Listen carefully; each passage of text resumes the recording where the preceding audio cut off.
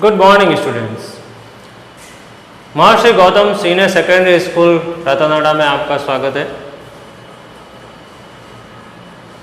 तो पहले के वीडियो में हमने सीखा था पैसिव वॉइस के बारे में, जिसमें हमने डिटेल में रूल्स रेगुलेशन सीखे और टेंसेस से रिलेटेड चार्ट भी सीखा। और उसके बाद हमने असर्टिव के सेंटेंसेस भी सीखे। इंग्लिश ग्रामर में ज़्यादा से ज़्यादा आपको प्रैक्टिस करनी होती है, उसी पे ग्रामर डिपेंड है। विदाउट प्रैक्टिस ग्रामर सेंसलेस है। इसलिए आप जितना हो सके प्रैक्टिस करें और अपनी ग्रामर को इम्प्रूव करें। So improve your grammar on your practice. Without practice your grammar is senseless. कोई मतलब नहीं उसका। जैसे कि मैथमेटिक्स में प्रैक्टिस होती है, उसी तरह आपके ग्रामर में भी प्रैक्टिस ही काम है। 11th क्लास तक जितनी आपको ग्रामर इंप्रूव करनी है आप कर लें, उसके बाद पॉसिबिलिटी कम होती है। सो मैं आपसे एक ही रिक्वेस्ट करता हूं कि आप अपनी ग्रामर को इंप्रूव करें टिल 11th क्लास, जहाँ तक हो सके। तो हमने असर्टिव में रूल्स, सिंपल रूल्स सीखे थे, उसके सेंटेंसेस भी कुछ किए थे। तो कुछ सेंटेंसेस और देख लेते हैं आज। तो सबसे पहले मैं आपको बता दूं कि एक्टिव वॉइस जो है कर्ता प्रधान वाक्य होता है। इससे हम चेंज करते हैं पैसिव में। तो पैसिव वॉइस अपना कर्म प्रधान वाक्य होता है। Okay, clear? ये कर्ता पे डिपेंड होता है। कर्ता प्रधान मेन इसमें कर्ता होता है, सब्जेक्ट होता है। So it starts from subject and it starts from object. तो ये ऑब्जेक्ट से स्टार्ट होता है और ये सब्जेक्ट से। तो हमारे सिलेबस में एक्टिव टू पैसिव, एक्टिव से पैसिव में चेंज करना ये है। तो असर्टिव में हमने सिंपल सेंटेंसेस सीखे, कुछ एक सिंपल सेंटेंसेस और आप सीखें। देन उसके बाद में हम एक्स्ट्रा रूल्स सीखेंगे। We will learn the extra rules of the passive voice. Extra rules में आपको स्पेशली ध्यान रखना है कि चेंजेस कब कहाँ कैसे होते हैं। सबके अपने अपने रूल्स, तो इसका एक विशेष आपको ध्यान रखना है। And practice, without practice grammar is senseless, मतलब ही नहीं। तो इसके बाद में आप प्रैक्टिस करें। Okay, is that clear? Okay, then number 1 sentence of active voice.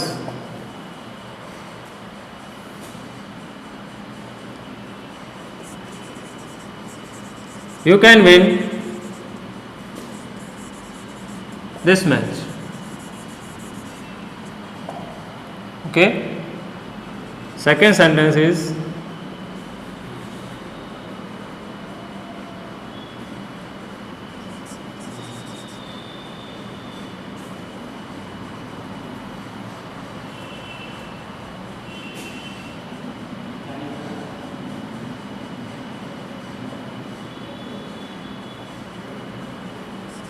you should take it. Okay.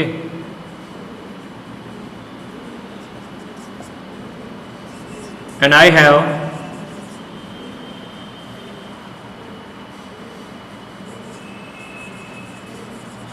spoken English.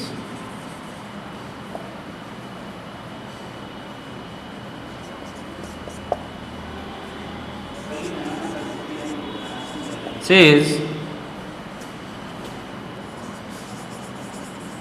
reading a story. These are simple sentences. In without extra rules, this match is an object. तो this match आगे आएगा,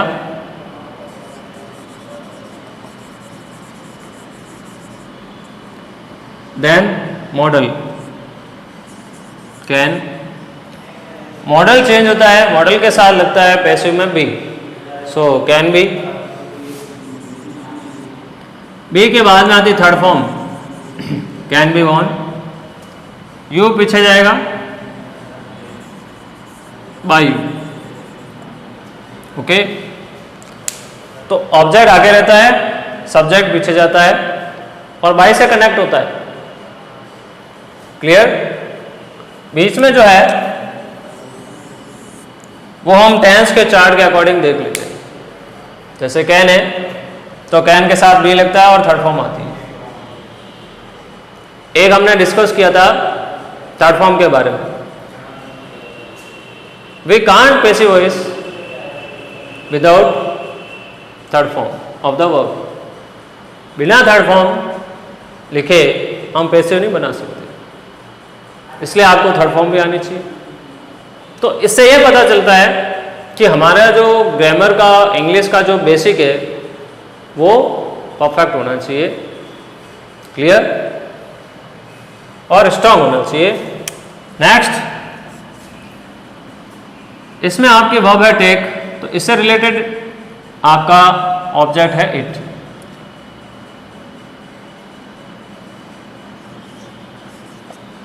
clear? You पीछे जाएगा और bye से connect होगा bye. Clear?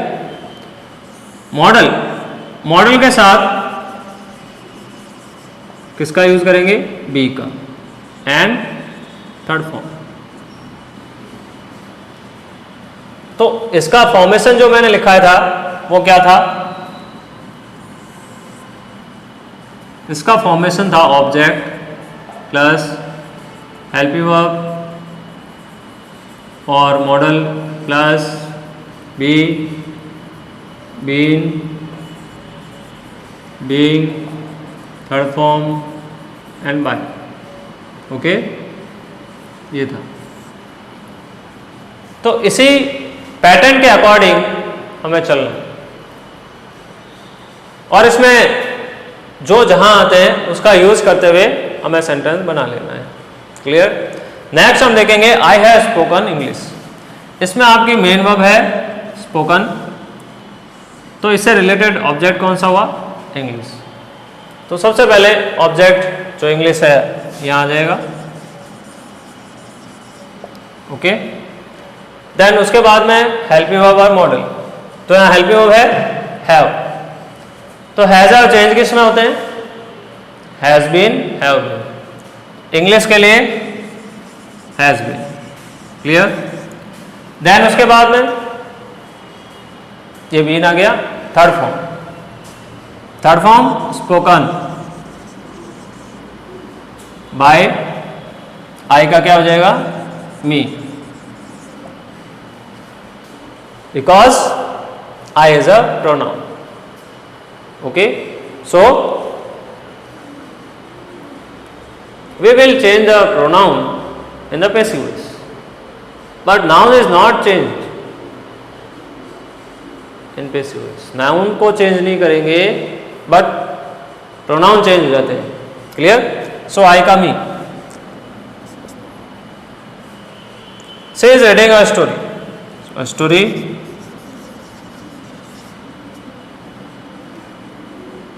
Object हो गया, सी पीछे जाएगा by her, is reading, a story is being, कैसे हुआ? Object a story, helping verb is, then being, being क्यों आया? Because ING verb, so being. I जो होता है उन्हीं सेंटेंस में बीइंग का यूज होता है, is are am ING and was और आईएनजी। बीइंग के आफ्टर थर्ड फॉर्म, तो रीड की third form read, by she pronoun है तो शी का हर। क्लियर? ये रहते हैं आपके सिंपल सेंटेंस, जिसमें आपका सब्जेक्ट रहता है,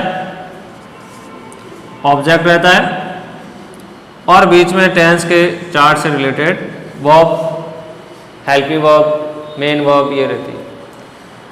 तो जिनमें सब्जेक्ट हो, मेन वर्ब हो और ऑब्जेक्ट हो,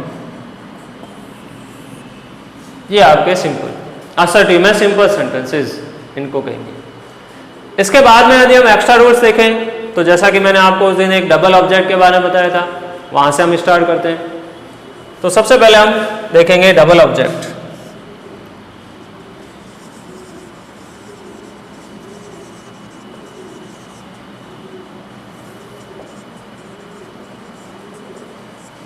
डबल ऑब्जेक्ट में दो कर्म होते हैं एक साथ।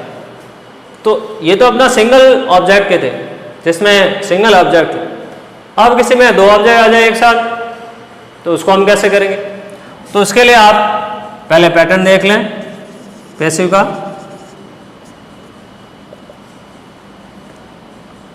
सबसे पहले आएगा फर्स्ट ऑब्जेक्ट, देन आएगी हेल्पिंग वर्ब या मॉडल जो भी हो, then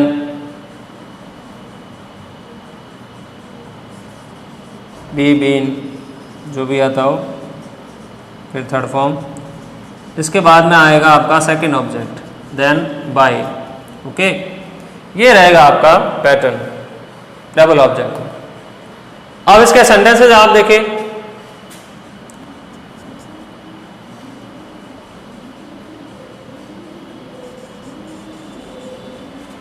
Hari gave me a red pen. Okay, so इसमें दो ऑब्जेक्ट कौन से?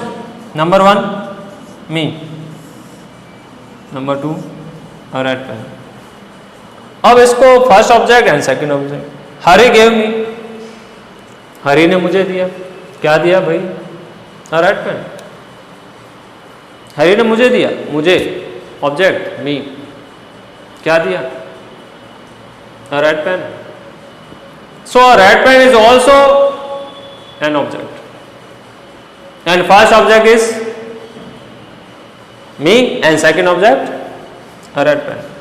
इसके लिए जो पैटर्न बताया वो मैंने ये बताया।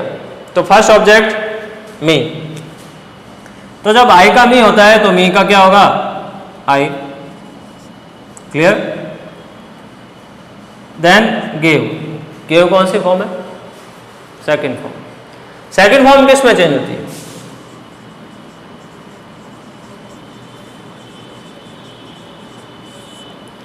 सेकंड फॉर्म होती है वॉज और थर्ड फॉर्म। क्लियर? आई के लिए क्या यूज होता है? Was. And third form, third form gave की गिवन। ओके, तो क्या लिखा हमने? फर्स्ट ऑब्जेक्ट लिखा, हेल्पिंग वर्ब लिखी, एंड ये तो आएगा नहीं इसमें, फिर थर्ड फॉर्म गिवन। अब इसके बाद में हम लिखेंगे second object. Which is the second object? Tell me. या second object is a red pen. तो given a red pen, okay, then by. By, Hari is a noun, Hari is a noun. I had told you that noun is not changed in passive voice। Noun आपको change नहीं करना है, तो noun है हरी, bye Hari. Okay, ये हुआ आपका double object. Clear? इसको, इसका एक और पैटर्न है, दोनों पैटर्न से हम कर सकते हैं, number 1 pattern and number 2।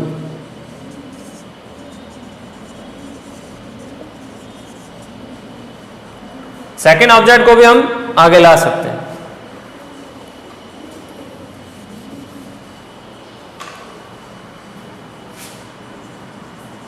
Second object plus helping verb modal be been being third form to first object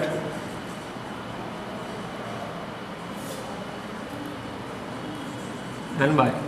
clear? तो Hari gave me a red pen, first object second object. अब इसमें हम इस ऑब्जेक्ट को लेकर करेंगे, इससे भी हम कर सकते हैं a red pen. So second object is a red pen. Okay, then helping verb gave है सेकंड फॉर्म, तो सेकंड फॉर्म से वॉज वर वही same was a red pen was. उसके बाद में थर्ड फॉर्म गेव की गिवन। क्लियर? गिवन के बाद में यूज करना है टू, टू के बाद में फर्स्ट ऑब्जेक्ट, फर्स्ट ऑब्जेक्ट आपका है me, to me by Hari. Okay, दोनों पैटर्न से कर सकते हैं। यानी डबल ऑब्जेक्ट में आपके लिए दो पैटर्न हो, there are two patterns of the for the double object in passive voice. Clear? आगे समझ में? यानी दोनों पैटर्न से आप कर सकते हैं। ओके, नेक्स्ट आपका रूल आएगा, एक और करते हैं सेंटेंस।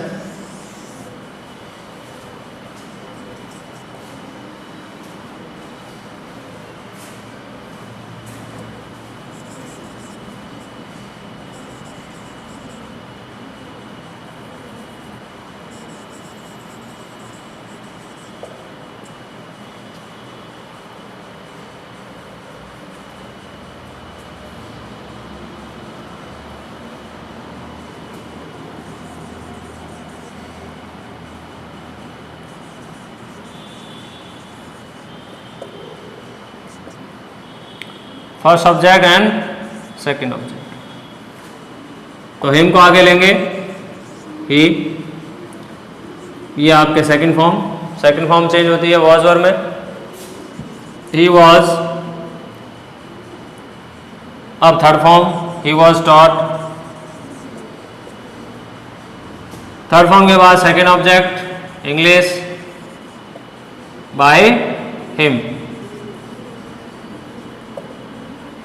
और इसको भी आगे लेके कर सकते हैं हम। English was taught, was taught के बाद टू हिम, यानी टू और फर्स्ट ऑब्जेक्ट, टू और first object by him.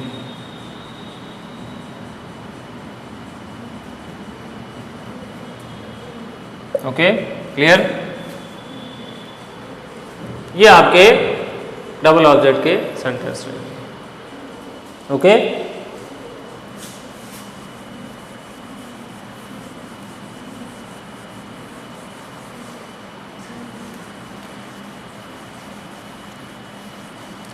Next हम लेंगे प्रीपोजिशन। यदि हमारा सेंटेंस में कोई प्रीपोजिशन गिवन हो, उसके लिए हम क्या करेंगे? तो उसको हम वी थर्ड के बाद लिख देंगे। We will write the preposition after the third form in passive voice. Okay, तो पैसिव वॉइस में हम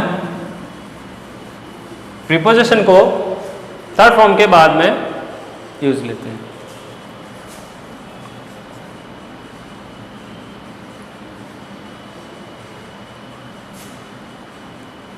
like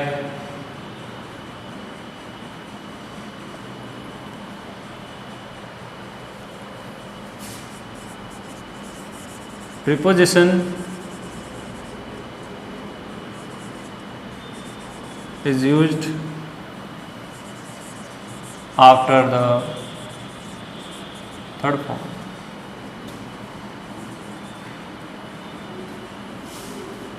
In passive voice. Okay, like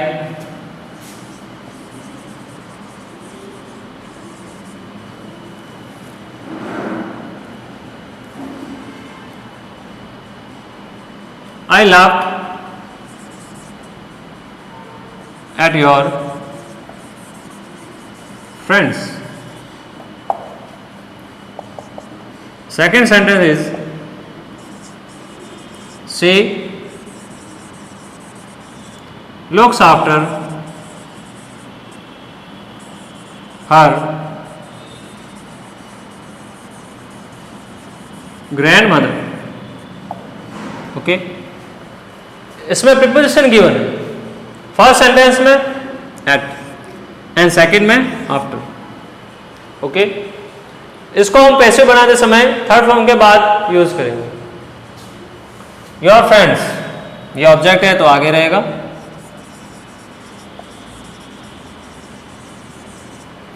clear? Last second form है, सेकंड फॉर्म किस में चेंज होती है? वॉज वर्ब में। तो फ्रेंड्स क्या है? प्लूरल है, प्लूरल के लिए वह आएगा। योर फ्रेंड्स वह। इसके बाद में यूज करेंगे हम third form, your friends were laughed. Okay, अब थर्ड फॉर्म के बाद में यूज करेंगे हम प्रीपोजिशन। प्रीपोजिशन कौन सा है? Which is the preposition in this sentence? At. तो your friends were laughed at by me, I का मी। तो ये हो गया प्रीपोजिशन। इसमें प्रीपोजिशन है आफ्टर, तो ग्रैंड मदर आगे आएगा।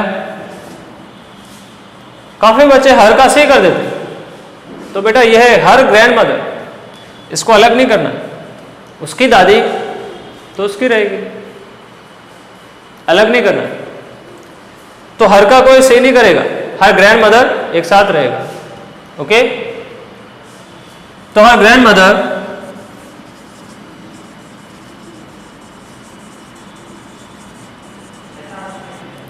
इसका ध्यान रखोगे। लुक्स कौन सी फॉर्म है? First form. और फर्स्ट फॉर्म किस में चेंज होती है? Is are am third form. तो हर ग्रैंड मदर सिंगुलर है, तो इसके लिए हम लिखेंगे इज। ओके, अब आएगी इसकी थर्ड फॉर्म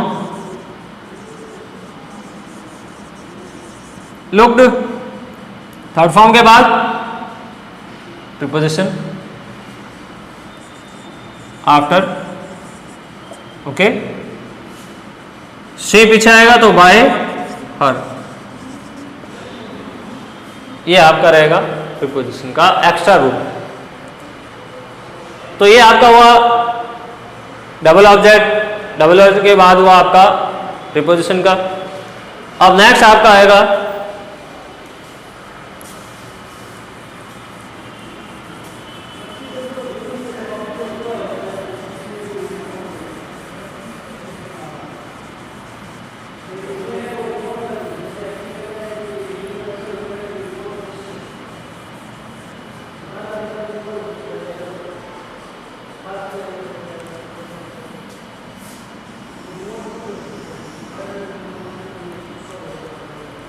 चलो नेक्स्ट देखते हैं हम कि इसमें सेंटेंस में is going to,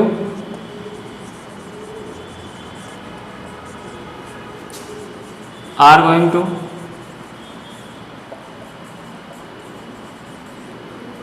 am going to,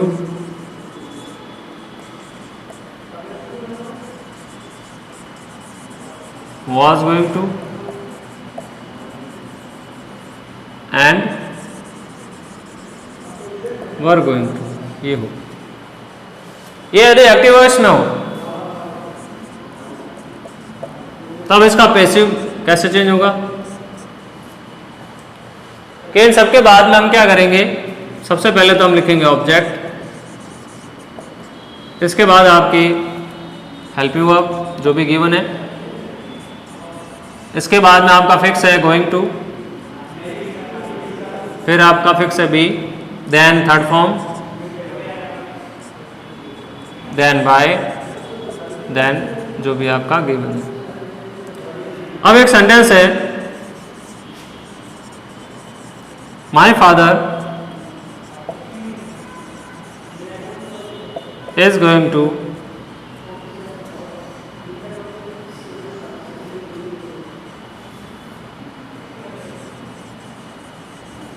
teach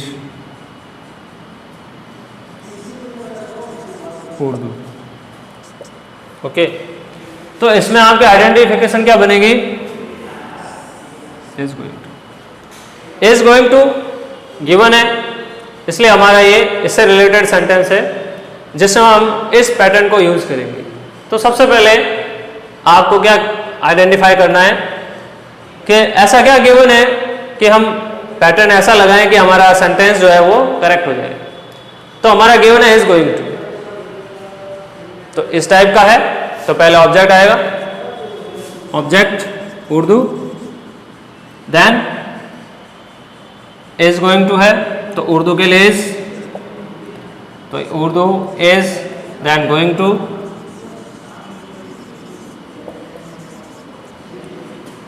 then be, then third form teach की taught, taught by my father.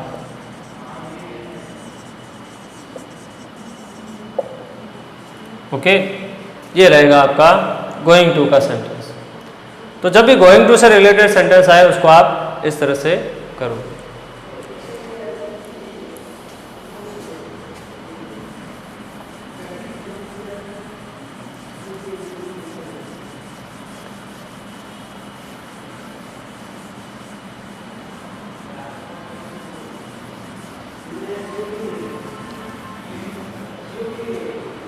Next आपका रहेगा is to, are to, am to, was to, were to,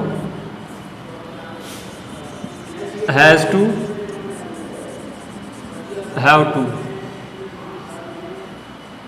okay, ये आपके active voice में given.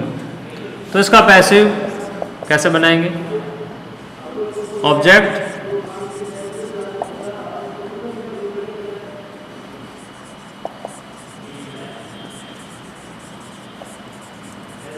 इनमें से जो भी गिवन हो, to, be and third form, and by. Okay, like the guide is to help him. Okay, तो object him का क्या होगा? he. He is to be helped by the guide. तो गाइड सब्जेक्ट है। Okay, clear? Understood, students? Okay.